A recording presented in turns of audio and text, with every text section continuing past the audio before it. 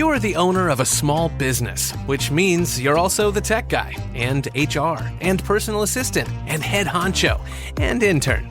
You could use another pair of hands, like the experts you'll find at Verizon Small Business Days, April 21st through 27th. Get a free tech check, special deals, and more. Call 1-800-483-4428 or visit verizon.com/smallbusiness to book your appointment. Verizon Business.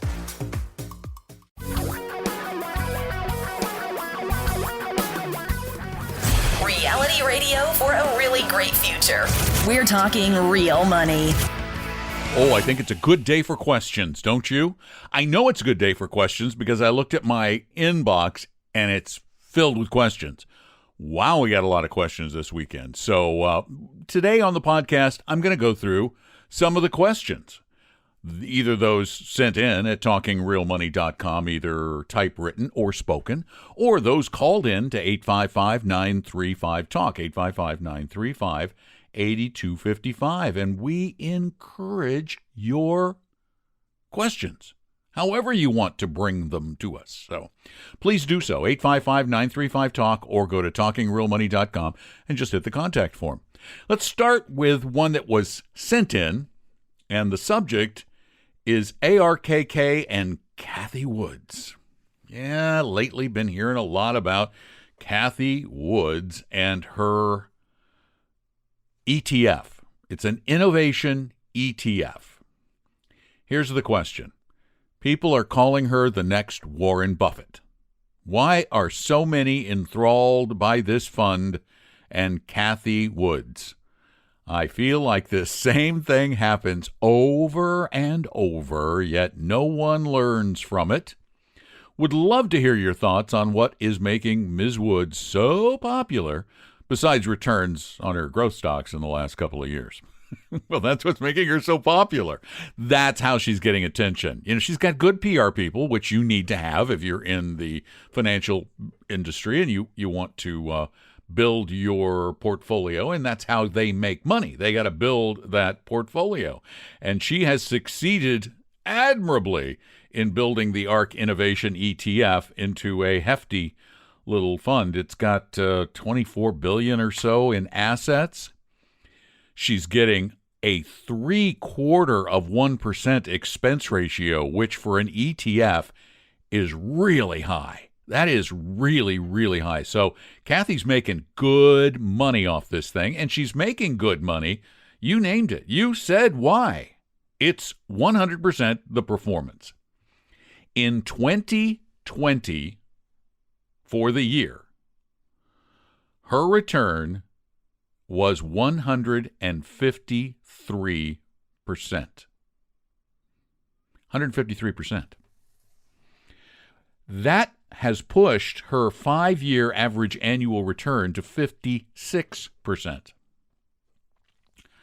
It wasn't that great prior to 2020. So what was it that happened in 2020? You can see it in the charts. You just have to look at the charts. Well, one, you have to look at her portfolio and see what the lion's share of her portfolio is. It's a small portfolio of less than 50 stocks. It's actively managed. And her biggest holding by far is Tesla. Over 10% of the portfolio was recently in Tesla. Well, if you compare those two charts, you find that her growth tracks very nicely with Tesla's. You know that in the past year, that stock has just soared.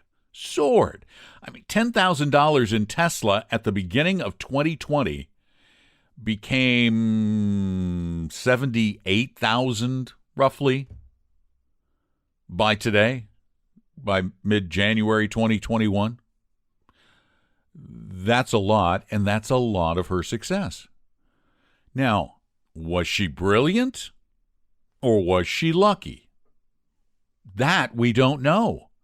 The jury is always out on that because there are, as you mentioned in your note, there are way too many instances of the best fund for a previous 5-year period turning into one of the worst performing funds, the bottom quarter, over the next 5-year period, which points to luck being a bigger factor than skill.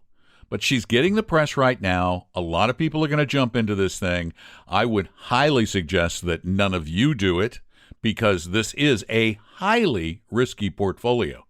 Ridiculously risky. As a matter of fact, the standard deviation on this thing is 36%. The standard deviation for the S&P 500 is below 20. So this is just like, whoa, crazy, crazy nuts. So be careful. Don't get into it. Really high fees. The success it has enjoyed, at least as likely that it's attributable. No, I'm not even going to say that. Based on previous research, far, far, far more likely that her results are attributable to luck, not skill. And these innovative stocks in which she invests, and I'll just name some of them that she's had recently. I don't know what the current portfolio looks like because everything's dated back a month or so. But her top 4 holdings making up, 25%, more than 25% of the portfolio are Roku, something called Invitae, and CRISPR. Now, CRISPR, that's the gene modifying company. Then Square, Slack, companies that have done really, really well in the pandemic. But how will they do tomorrow? We don't know. And she's had Square since 2016. She had CRISPR since 2018. They just happen to have a really big jump lately, in part because of what's going on in the world. Do I have long-term faith that this is going to continue? No, I don't. And would I pay up for that? No way. Not 0.75%. Because while it's nice to make a lot of money, it's pretty miserable to lose a lot. And that's what has tended to happen to these funds in the past, these hot funds. And these are companies that are operating without profitability almost universally. I'm looking at PE ratios on these things, and very few have earnings. And of those that do, the price earnings multiples are, crazy high. So they have got to do well for a long time to justify their current valuations. Would I touch it? No. Thank you, though, for the note. I really appreciate it. 855-935-TALK is our phone number, and we do have a lot of calls that came in. I love your radio program, and I can't seem to find you. The last 2 weekends, I've checked into KOMO, and you're not there, or I couldn't find it. Can you let me know if you broadcast live on the weekends anywhere else? I do receive your podcasts. Thank you. I don't know where we went, but I'm pretty sure that Tom and I were both there the past couple of weekends. Are you sure you have the right time? Because we're on at noon Pacific time, and that's where you'll listen live on the radio. Noon Pacific every Saturday, or 3 p.m. Eastern time every Saturday. And we're on the radio. It's 97.7 FM or 1000 AM. Make sure you've got the right dial position. And you do listen to the podcast, so you'll be hearing this. And also, you can go to TalkingRealMoney.com, and this is good for all of you. You can go to TalkingRealMoney.com, scroll down the page, and you'll see a button where you can listen to us pretty close to live, a few second delay because of the internet, through TuneIn Radio. So go to TalkingRealMoney.com and listen live. It works either way. It's pretty easy. Thanks for the call, and you can call us at 855-935-TALK or send your questions in at TalkingRealMoney.com on the contact form. The subject of our next written question is high net worth. Is an advisor really needed? Hey guys, love the show, appreciate what you do. The question is more out of curiosity. I hear in most financial communities that a motivated person can do indexing investing on their own to save money on hiring an advisor, except if they are high net worth. High net worth individuals are usually recommended to hire an advisor. I've heard reputable people recommend Stacking Benjamins, Afford Anything, and I think you guys as well. Why is it that high net worth individuals can't do it on their own with the same strategies? Can't they just follow the 3-fund Boglehead method or the Merriman 2-fund for life method as well? What makes these strategies less efficient for high net worth individuals? I would think these strategies could work if you had 10K or 100 million net worth. Is it an accumulation phase versus distribution phase thing? Appreciate any insight. And no, the impetus of this question is not because I got a large windfall, although I am open to donations. Dream on. Just curious. Well, it's a good question, and it's a broad generalization when we or anyone else says it. But when you get into the time or the situation where you have a lot of investable assets, there are some more sophisticated strategies that you can employ that actually have proven in the past to be more efficient than just a 2 or a 3 fund solution. We suggest that people start with a simple solution initially because individuals can't hire advisors with small amounts of money generally. It's hard to get a fee-only advisor. That's going to change, but it's hard. Now, in the beginning of the accumulation phase, do pretty darn well with just a couple of funds, with any of those solutions you talked about or our 3 funds. But when you get to the point where you've got more money, you're really trying to build that wealth to generate high income in that distribution phase, there are strategies. As Paul's 2 fund shows you, he's talking about a small cap value and a target fund. But if you build a portfolio that overemphasizes small cap, that overemphasizes value, that adds the proper amount of emerging markets, that gets you properly allocated overseas, that gets you properly allocated into real estate, that really does put all these in the right places and then hold your feet to the fire. This is where it gets tough. People won't rebalance left to their own devices most of the time, particularly not a portfolio that has a lot of moving pieces. So that's where it gets into really making an advisor valuable, in that they don't let you drift off. They don't let your portfolio get out of whack. They keep you doing what you need to do. Plus, they tend to have expertise in taxation issues. And as you get more money, taxes matter more. When you're just getting started and you're in the nothing bracket, you don't need tax strategies. You just want to make as much money as possible. But when you get up into the 30-plus brackets, you need tax strategies. You need portfolios that are managed to reduce taxation. You also need somebody who has some expertise now in estate planning and handing that wealth off to another generation, or setting up charitable trusts or whatever it might be in conjunction with a good attorney, in conjunction with your accountant.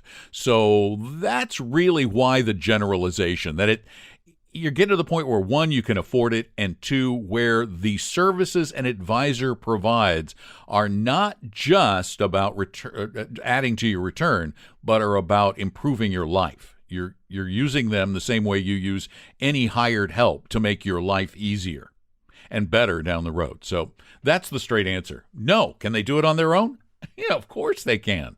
Will they get the same bang as somebody who has an advisor? Well, the evidence says no. So that's what I'm going to lean toward. Take a look at the Vanguard Advisor Alpha Study. That's going to give you a pretty decent idea what we're talking about. Thanks for the note. Next one, also sent in at talkingrealmoney.com, digital dollar. The question: I read that Congress may pass a bill where the Fed controls all our money and it goes to a digital dollar account. True or not? Well, okay, as far as it goes. There is talk about going with digital dollars because, seriously, paper dollars are practically obsolete. I went to get gas today. I opened the Exxon Mobil app on my iPhone. I punched in the pump number. I clicked on Apple Pay, and my transaction was authorized, and I filled my tank up, and I got points from Apple, and I got points from Exxon Mobil. Yeah, does everybody know about my transaction now? If they want. Does the government know if they want? Yeah, they do. But if I bank, they know. The only argument I've ever heard for paper dollars is the same spurious one for Bitcoin. Well, it's anonymous. And I get the privacy concerns because I like my privacy as well as the next person, but why do I care all that much? I prefer the convenience to taking dollars out of my wallet, walking into the store, waiting in line and saying, $20 on pump 15, when I really needed $30, because I don't know how much I need to fill it up. Yeah, we're going to get digital dollars someday, probably based on blockchain, and it'll probably be sooner than you think. But we'll still have paper dollars out there, too, for a very long time. And then the question goes on, is gold a better investment to hedge against this? What kind, bullion or coins? What are you hedging against? Really, what are you hedging against? We live and have lived for about 8,000 years in a society of governments with laws and taxes, and in exchange, we get roads and armies surrounding us and protecting us. Yeah, they can be a little annoying at times, but what do you want? What's the alternative you want? I just don't get all of this concern about the government. I don't care where you go on the planet, you're going to have a government. Unless you go up in the mountains all by your lonesome. Is that what you want? Like everybody dead in anarchy? Because that's the feeling I get. No, quit worrying. Just stop. As we still have a lot of questions, let's get just a couple more written ones in real quickly because we've got more of those than of the called-in ones, and try to catch up on more tomorrow, too, on the podcast. This one is about Fidelity Small Cap, which one to invest in and why. Hi, Tom and Don. Would like to invest in Fidelity Small Cap Fund. Which one? FSSNX, which is Fidelity Small Cap Index Fund, or FISVX, the Fidelity Small Cap Value Index Fund. Thank you. If you are trying to add small cap to your portfolio to boost your return, as in Paul Merriman's two-fund solution where you use a target date fund and a small cap fund, he and I both agree you should get the biggest bang for the buck with the small cap value index because the evidence points to past outperformance of both value stocks and small company stocks. So if you get small cap value, you get a potentially bigger bang for your buck if you're just going to get one fund. So if you were just going to get one fund and you understand just how crazy volatile this kind of a fund can be, and it's only for a small portion of your portfolio to help enhance your long-term return, and you're going to be super califragilistic patient with it, then go for the small cap value index. Thanks for the note. All right, here's the last one for today. This was sent in at talkingrealmoney.com on the contact form. Hi, Tom and Don. I'm a DIY investor and have around $2.7 million net worth till now, no debt or mortgage. I save extensively in VTSAX, which is the Vanguard Total Stock Market Index Fund, VSIAX, which is the Vanguard Small Value Index Fund, and VTIAX, which is the Total International Fund, in my Vanguard brokerage account. VSGLX, which I think he's got the symbol wrong, but I think he's got Vanguard Small Growth Index in my backdoor Roth account, target date 2065, and Small Cap Value DFA in our Roth 401k and HSA accounts. I just keep putting money in every month, every now and again in the brokerage accounts, and we are not spenders, but savers. Feel I have done everything right, but sometimes feel and question myself if I'm on the right track and not setting myself up for mediocre returns based on the index funds I'm invested in. You guys repeat yourselves again and again, but still need reassurance everything will be fine. I am a long-term buy and holder. Not having emerging markets and large cap value in portfolio is how much of a loss? Well, I'll start with that question. Not a lot, particularly not with large cap value. You've got small value, you've got small growth, you've got large value in those other portfolios because they're blend. You don't really need it all that much. I think you should have an emerging markets fund. I do think it helps. I think it adds additional potential return, and it gives you some offset for your volatility because emerging markets don't move in lockstep with the rest of the planet all the time. Next question is, do you need any sector ETFs? No, absolutely not. Is the Ohio 529 as good as the Utah 529? I have to tell you, I have never looked at the Ohio 529, but if it has Vanguard funds and or DFA funds with similar costs, then sure. How bad is it not to rebalance? I don't have any bonds in my portfolio. Is there any data to indicate that portfolios that are rebalanced regularly have better returns in the long run than that are not rebalanced at all, or vice versa? There isn't data that shows that rebalancing improves returns. What rebalancing tends to do, though, is reduce volatility and enables you to do something that few people are very good at doing, and that is buying high and selling low, selling stocks after they've won for a while and buying into those that we are pretty confident will probably continue to do well at some point in the future, just aren't doing that right now. So rebalancing does that for you, and we think that is incredibly, incredibly important. Finally, your other question is, what if everyone invests only in index funds and the market is an index fund 100%? Will it be catastrophic? Catastrophic? Absolutely not. Will it reduce returns overall? Would it? Yes. Do I expect it will ever happen? Not in my lifetime. Probably not in yours either, because you will never eliminate greed. You just won't. There will always be people who think they can beat the market and those who panic when the market frightens them. And that's what index funds do. They take advantage of people's speculative nature. And it's just like casinos. Who makes more money in aggregate? The gamblers or the casino owners? The casino owners.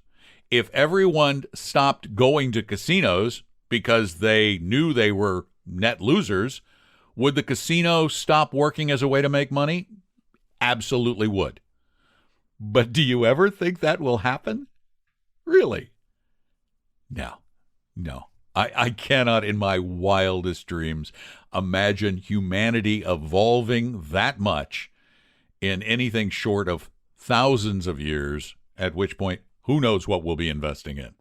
Thank you for your question, and I want to thank all of you for your questions. And if you want to learn more about a lot of the things we talk about, investing, generating income, and more, all these things that are important to know about retirement, Medicare, Social Security, long-term care, and hear from some really great experts like Paul Merriman, about whom we've talked a lot, David Booth, the founder of Dimensional Funds. We got all of these folks and many, many more coming up at our virtual Retire Meet America 2021 on February 20th. And the best part of all, anybody can watch it anywhere, be a part of it from anywhere. You'll be able to ask questions. But the best part of all is that because we're forcing you to make your own sandwich, admission is free. All you need to do is go to retiremeet.com, and you can spell meat either way, it works, and sign up. So if you think meat is spelled M-E-A-T because you're hungry, sure, fine. Type in retire meat like in an animal. Either way, it works, and sign up, and I'll see you February 20th at Retire Meet. In the meantime, please, tell your friends about the podcast, because the more the better, and not everybody's going to become an index investor.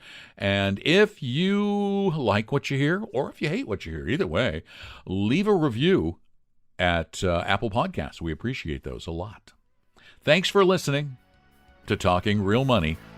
I'm Don McDonald. Talking Real Money.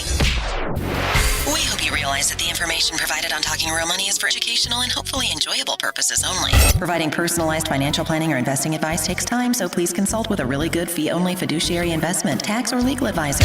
We know a good one. Investing must always involve risk. In other words, you can and probably will lose money at times. Also, as much as you want it, no one can accurately, consistently predict the future. So past performance doesn't tell you a darn thing about what the future will bring. Unlike many other programs that say something similar, Talking Real Money is not trying to get you to buy or sell any financial products or securities. Instead, the program is provided as a public service by Vestry, a fee-only registered investment advisor. Thanks for listening, and please visit That should keep the lawyers happy.